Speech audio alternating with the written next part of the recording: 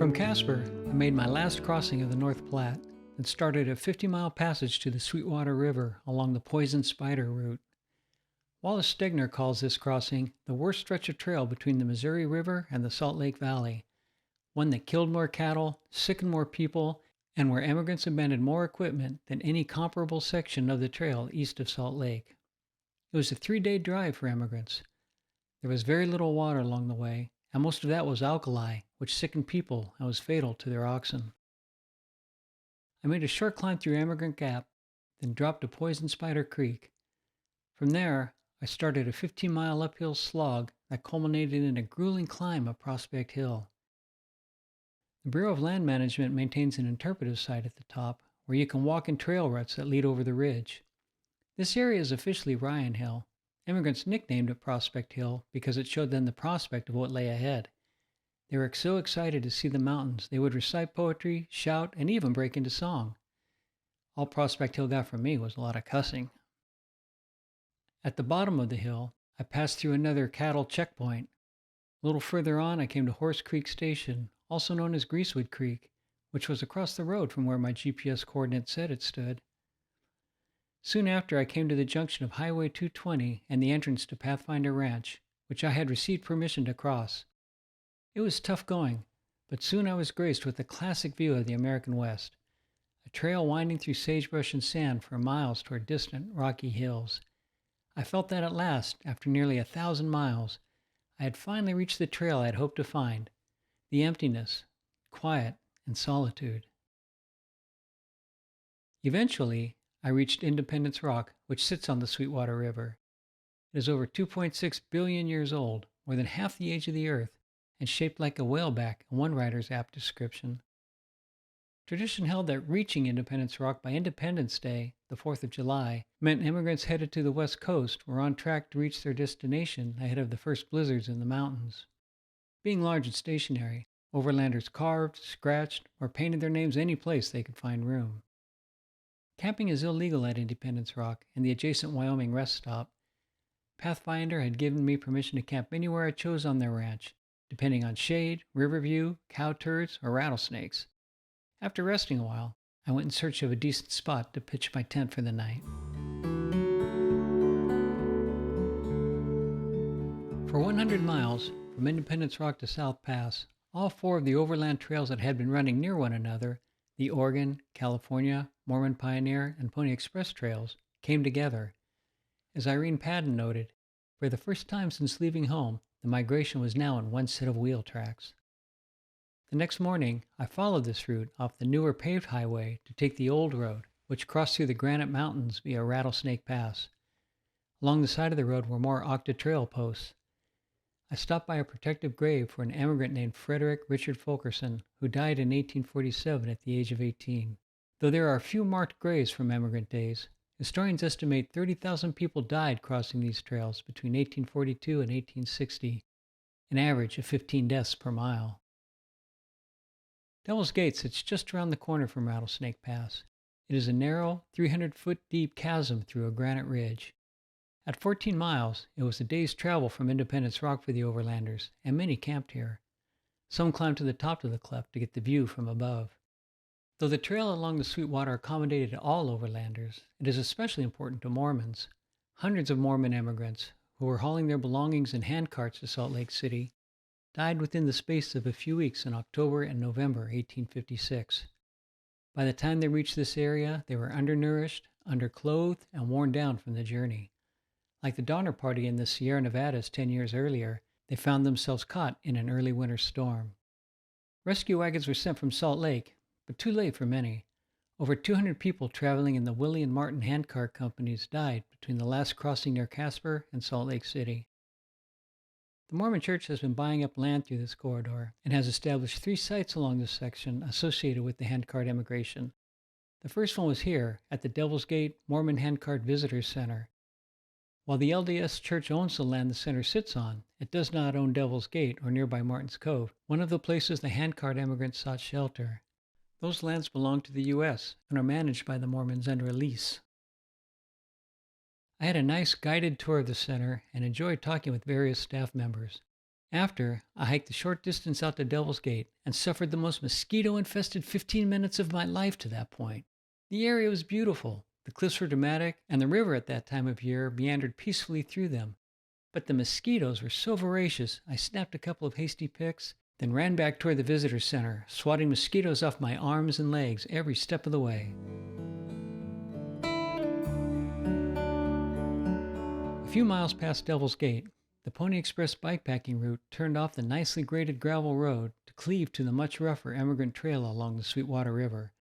The markers were now concrete posts, standing about 4 feet high, and stamped with the names of the 4 National Historic Trails. The swales created by the wagons were easily visible. Up ahead was the next emigrant landmark, Split Rock. Like Devil's Gate, Split Rock is a cleft in the Granite Mountains, but less dramatic. It's more like a shallow V.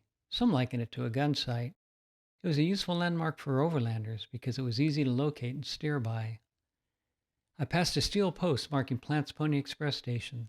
My pace slowed considerably over the sandy ground, and pedaling became more taxing. Like the day before, I was constantly zigzagging across the 2 tracks of the path, trying to avoid the deepest sand, while dodging between the skyla of prickly pear and the Charybdis of mud and alkali pools. Multiple times I had to stop to open, pass through, then reclose a barbed wire range fence. Which is not to say the ride was unpleasant. The air was pristine, and in the limpid light it seemed as if I could make out each tiny crevice in the rocky hills. As I rode along, I felt a glow of appreciation for my good fortune. It is a singular experience to ride next to a historical trail through an ocean of sagebrush, accompanied only by the sound of the wind in your ears and the thoughts in your head. I felt fortunate to be able to do so, physically, financially, and mentally. Past Split Rock, the trail ended at a highway. I came across a pullout with a Split Rock memorial, which noted the landmark's importance and the existence of a Pony Express station nearby. A couple more hours brought me to Jeffrey City, Wyoming. Often described as a ghost town, Jeffrey City started when a couple took over an abandoned homestead in 1931 and named it Home on the Range. The little town experienced boom times from the late 1950s, when uranium was discovered nearby, until 1983, when the bottom fell out of the market. There was so little life left, even the ministers left town. But reports of Jeffrey City's demise are premature. Around 30 people still live there, and I saw 3 working businesses: Green Mountain Motel, Split Rock Cafe, and Mockingbird Pottery, and I was happy to patronize all 3. The highway through the town is part of the Trans-America Bicycle Trail, and a nearby church runs a cycling hostel in the basement. Though I didn't see any cyclists, a couple of people I spoke with said they came through all the time. Many stayed at the hostel. Apparently, they also came for Split Rock Cafe's plate-sized pancakes, which I have to say were pretty great. I slept in the next morning because the day's ride would be my shortest yet, about 20 miles. I was only riding as far as Six Crossing Visitor Center near Sweetwater Station, where I would stay for the night due to an amazing coincidence. The Six Crossing of the Sweetwater was where the first rescue wagons reached the Willie Handcart Company. The visitor center here is the second area along the Sweetwater owned by the Mormon Church. It is staffed by volunteers, and by mere chance, I knew the couple overseeing the site, Elder Keith and Sister Ann. We had all ridden together in a flesh, a 24-hour cycling event 10 years earlier back in Northern California. On the way to Six Crossing, I passed by Ice Slough, another spot heavily commented on in Emigrant Diaries. They found ice below the surface even in midsummer, which provided a welcome diversion from the monotony of the trail. From there, I turned off the highway to follow the Pony Express route. The faint trail was marked by more of the concrete trail posts I'd followed the day before. Along the way, I passed a steel post marking the site of Warm Springs Pony Express Station. I arrived at the Six Crossing Visitor Center a little before noon. The center sits on a rise above the Sweetwater and offers a view up the river for some distance.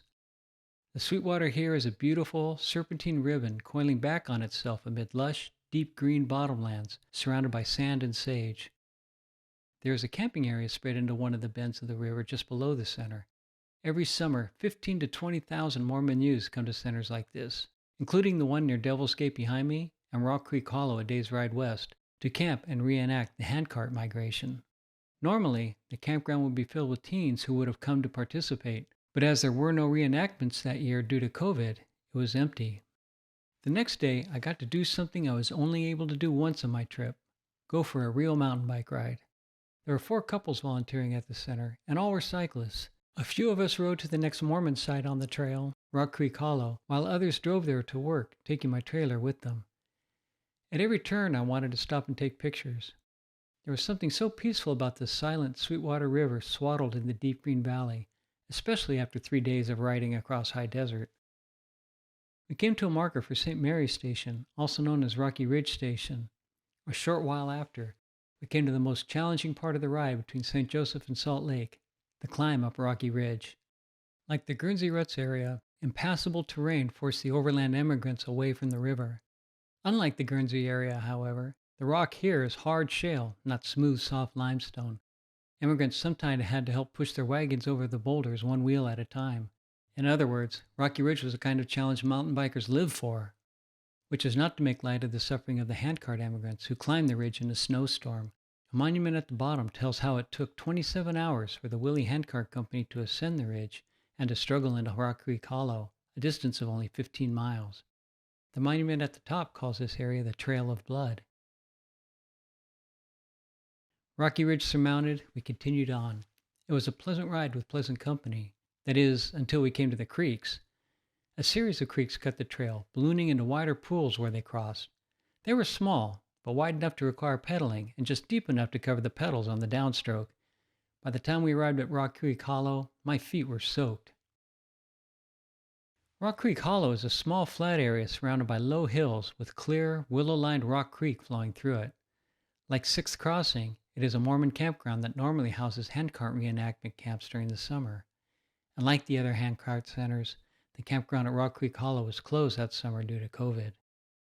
Keith and the others left to return to Sixth Crossing. Alone again after so much interaction, the camp seemed very quiet. I walked the grounds to visit the grave markers and read the plaques. There was a monument for 15 Willie Handcart Company immigrants who died after the climb over Rocky Ridge and were buried somewhere in this area. There's another monument to the Second Rescue, also referred to as a spiritual rescue of the deceased. With no one there but me, and possibly the spirits of the dead, it was a very peaceful walk, except for the mosquitoes. Every time I stopped, I felt as if I were set on by the entire mosquito population of central Wyoming. Though I had no permission, I pitched my tent in the empty campground and drifted off thinking I just had the best day of the trip. I was thankful for the efforts of the Mormon missionaries who had done so much to take care of me since I'd arrived at Devil's Gate 2 days earlier. I felt blessed in the sense that I had done nothing to earn the blessings so freely given. The next day I would cross the Continental Divide and ride along the northern edge of the Red Desert. I had no idea what the day had in store for me, but that evening it was enough to appreciate the day I'd had. There'd be plenty of time to worry about tomorrow when I awoke.